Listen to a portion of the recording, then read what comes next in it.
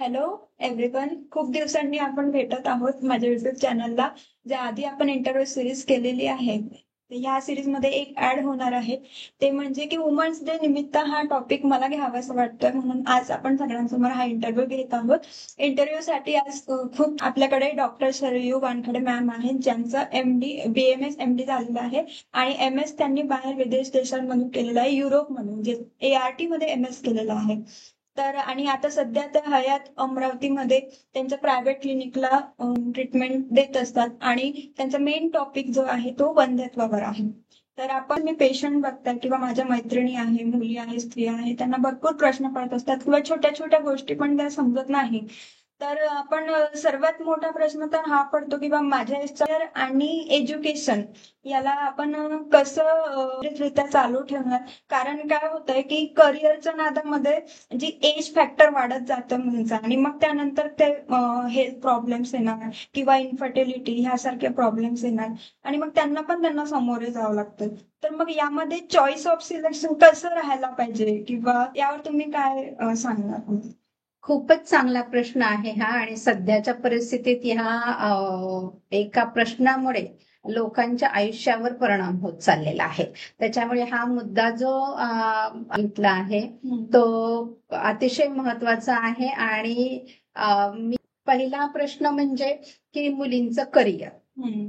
मुलींनी करिअरकडे लक्ष द्यावं हे आजच्या काळातली गरजेचीच गोष्ट आहे. कारण स्वतःच्या पायावर उभं राहणं, इंडिपेंडेंटली स्वतःची लाईफ हँडल करणं हे अतिशय महत्वाचं आहे. त्यामुळे आपण करिअरला कॉम्प्रोमाइज करा असं म्हणणार नाही आहे. पण त्याचबरोबर जसं वय वाढेल तसं इन्फर्टिलिटीचे प्रॉब्लेम्स वाढणार आहेत हे समजून घेणं गरजेचं आहे. या मुद्द्यावर विचार करणं गरजेचं आहे. कारण स्त्रीबीज चांगलं निर्माण होण्यासाठी जे वय लागतं ते करिअर घडवत असताना कुठेतरी संपून जातं, ह्याचा विचार थोडासा केला पाहिजे. म्हणजेच काय की पूर्वी आपण म्हणत होतो की 35 नंतर चांगलं स्त्रीबीज मिळणं हे दुर्मिळ होत जातं किंवा आता पेशंट ट्रीट करताना मला असा अनुभव येतोय की 30 आणि 32 वयानंतरच स्त्रीबीजाची क्वालिटी आहे, जे मेटाफेस 2 आपल्याला ओसेट लागतं हे कमी प्रमाणात मिळलं जात आहे आणि त्याच्यामुळे वंध्यत्वाचे होणारे प्रॉब्लेम्स वाढत चाललेत. म्हणजे जर 1 किंवा 2च आपल्याला मुलं आता फॅमिलीमध्ये बघायला मिळतात आणि 1 किंवा 2च मुलं पैदा करत आहेत सध्याचे कपल्स, तर ते दोन्ही मुलं शरीराने आणि मनाने सुदृढ असणं गरजेचं आहे.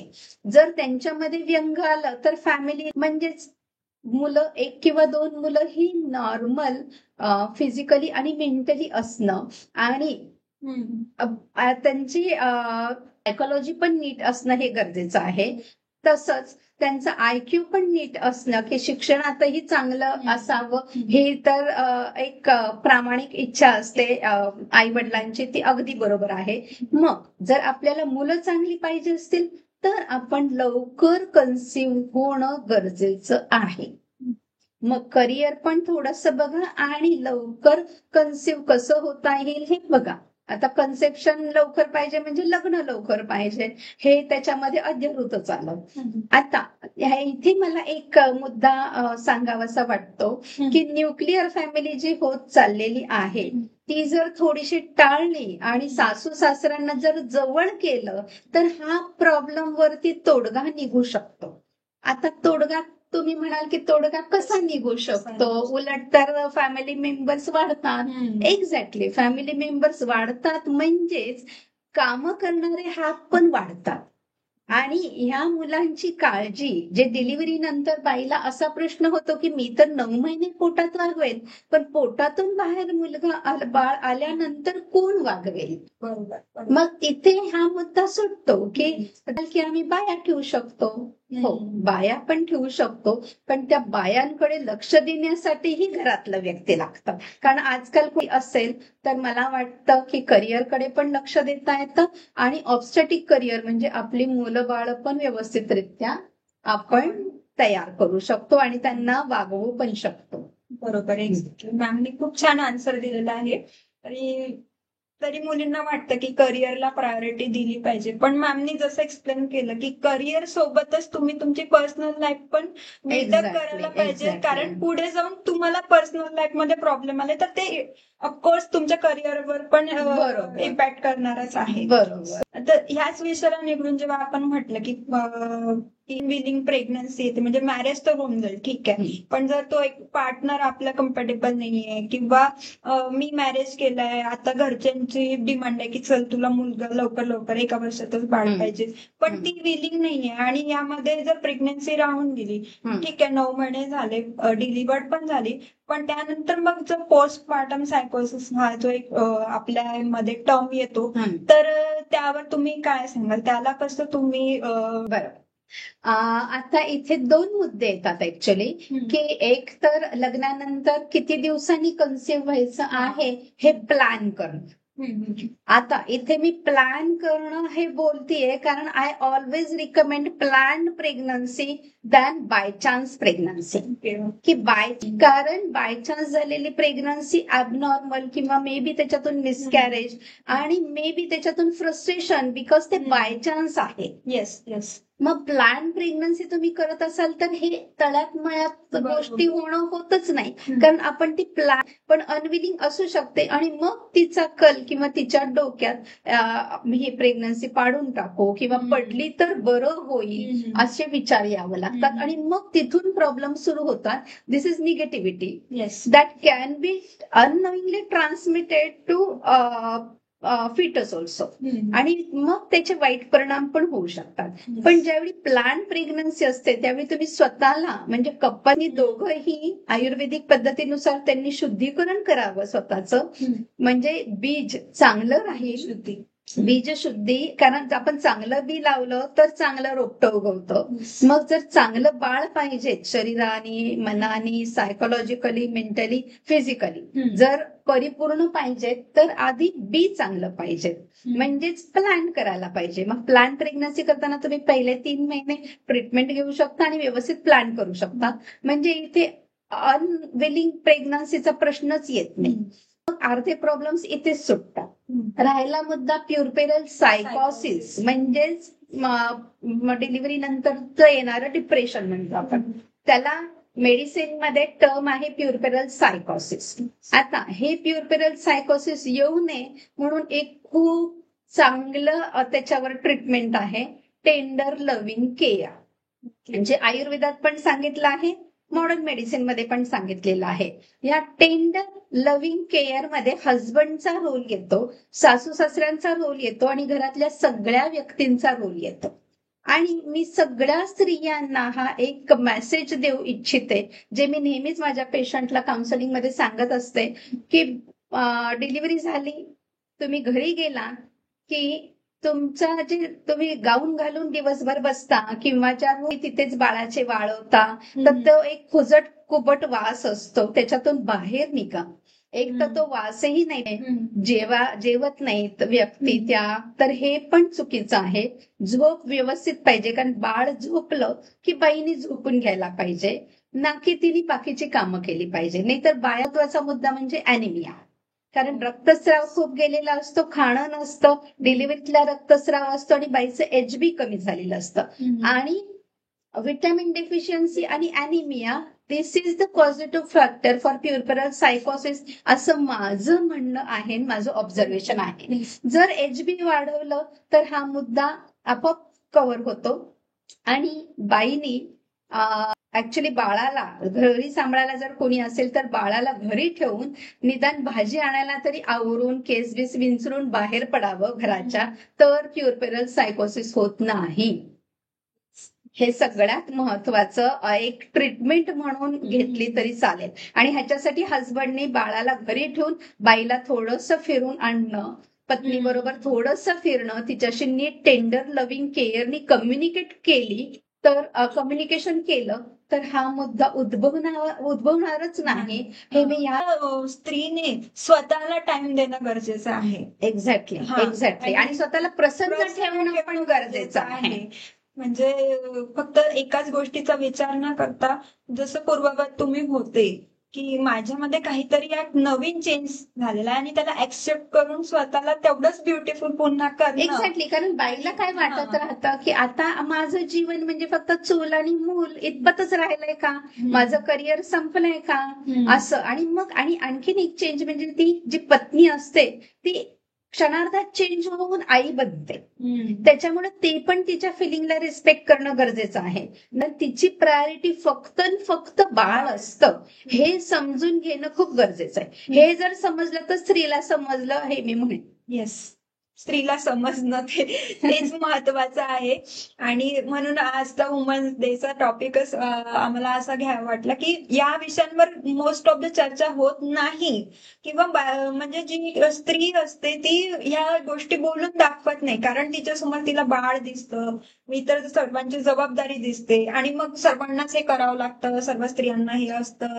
ह्या नादामध्ये ती स्वतःची कुठेतरी केअर करणं किंवा स्वतःच्या गोष्टींकडे कुठेतरी दुर्लक्ष होतं. पण जर कुठं जाणवलं, ज्यावेळी मी युरोपमध्ये होते, शॉपिंग करण्यासाठी ते बाळाला घेऊन छान जातात. त्यांच्या कानाला एक्स्ट्रा केअर घेण्यासाठी असं काही वेगळं काही करत नाहीत आणि असं वाटतही नाही म्हणजे की आता ह्यांची डिलिव्हरी 8 दिवसापूर्वी झाली आहे. तर असं केल्याने तिथे थोडं डिप्रेशनचं प्रमाण मला कमी दिसलं. त्या मानाने आपल्यामध्ये भारतामध्ये हा प्रॉब्लेम मला थोडं जास्त दिसला. मध्ये ड्युरिंग प्रेग्नन्सी पण असा अॅनिमिया असेल तर बाळावर त्याचा खूप वाईटरित्या परिणाम होतो. आणि जसं एक असं, आता ठीक आहे तुम्ही म्हटले की प्रेग्नेन्सी आणि याबद्दल बोलले, त्याला कसं ती सफर टॉलरेट करणार, तो एक प्रवासच आहे त्या लेडीचा. पण काही काही मुलींचं असं पण म्हणणं असतं की, किंवा कपलचं एका म्हणणं असतं की आम्हाला प्रेग्नेन्सीच नकोय आणि they are happy with the decision. But absolutely that is okay, कारण they can adopt the baby. Exactly, they can adopt त्यांना अडॉप्ट पण नाही करायचं. पण असं होतं का की जर तुम्हाला रिप्रोडक्टिव्ह बॉडीमध्ये आणि जर त्याचं वर्क होत नसेल तसं, म्हणजे आता जसं युटेरस आहे आणि जर त्यामध्ये बर्थ होत नाहीये एका बेबीची, तर मग त्याला काही साईड इफेक्ट किंवा हॅम्पर, तुम्हाला काय वाटतं? Very nice question. ऍक्च्युअली खूपच छान प्रश्न आहे हा, की ज्यावेळी युट्रस हे बेबीची ग्रोथ करण्यासाठी म्हणूनच एक ऑर्गन फिमेल बॉडीमध्ये आहे, बरोबर, आणि त्याचा वापर केला जात नाही तर काय होईल? तर बरोबर आहे हा प्रश्न, कारण काही काही लोकांना त्यामुळे फायब्रॉइड्स होतात. एक्झॅक्टली, मल्टिपल फायब्रॉइड होतात. त्याच्यामुळे जर स्त्रीनी कधीच फायब्रॉइड होण्याचे चान्सेस असतात, सगळ्यांनाच होतात असं नाही, ह्याचे चान्सेस तो तर ज्यांनी कन्सिव्ह केले, ज्यांना 4-5 लेकरं झालेली आहेत त्यांना पण होऊ शकतो. त्यांना पण होऊ शकतो. म्हणजे हे त्या बॉडीचा कसा रिस्पॉन्स आहे त्याच्यावर आहे. त्याच्यामुळे आपण असं नाही प्रेडिक्ट करू शकत की या बाईनी कन्सिव्ह नाही केलं आयुष्यामध्ये तर तिला फायब्रॉइड. त्यांचा पर्सनल चॉईस आहे आणि मे बी ते कपल त्यात आनंदी असेल आणि त्याला काहीच हरकत नाही आहे. कारण तसंही काही काही इन्फर्टिलिटीच्या पेशंटला कधीच आयुष्यात मूल होत नाही आणि दॅट इज ऑल्सो ओके, कारण त्यांना त्यांचं लाईफ जगता येतं. सगळ्यांना पाहिजेच असं नाही. एक तर अडॉप्ट करता येतं, कारण तसे अनाथ आश्रम, पण त्यांना अडॉप्शन पण करायचं नसेल तरी काही हरकत नाही असं मला वाटतं, की समाजाने असा निर्णय पण एक्सेप्ट करायला हवा, हे मी ह्याच्यातून सांगते. कारण खूप तेच आजकाल ज्या मॉडर्न मुली आहेत त्यांना खूप जणांचा निर्णय हा असतो आणि त्याचं उत्तर तुम्ही एकदम परफेक्ट दिलेलं आहे, की म्हणजे ती तिचा पर्सनल चॉईस आहे, त्यामध्ये आपण इंटरफेअर किंवा फॅमिलीने इंटरफेअर करणं हे चुकीची गोष्ट आहे. अगदी चुकीची गोष्ट आहे. कारण मे बी तिचे प्रॉब्लेम्स असतील, तिच्या करिअरचा प्रॉब्लेम असेल आणि जन्म देऊन बाळाशी हेळसांड होण्यापेक्षा न जन्म दिलेला बरा. कारण आई आणि वडील दोघंही जर बाळाला स्वतःचा वेळ देत नसेल तर खरं म्हणजे त्यांनी नाहीच कन्सिव्ह केलेलं बरं होईल. कारण मुलांचे आन्सर ऐकून खूप साऱ्या मुलींना मला वाटतं एक आयडिया क्लिअर होणार की ऍक्च्युअली त्यांनी काय करायला पाहिजे आणि ते आहेत, किंवा जे आपण इंडिपेंडंट लाईफ म्हणतो ह्याच्यावर इमोशनली इंडिपेंडंट होणं हे जास्त गरजेचं राहील. त्याच्यामुळे अबला आणि सबला ह्याच्यामध्ये ही एक रेष येते. जर तुम्ही अबला स्वतःला म्हणून नसेल घ्यायचं तर तुम्ही तुमचे निर्णय स्वतः घ्यायला शिका. आणि यामध्ये रिलेशनशिप मध्ये तर हे सगळ्यात महत्वाचं आहे.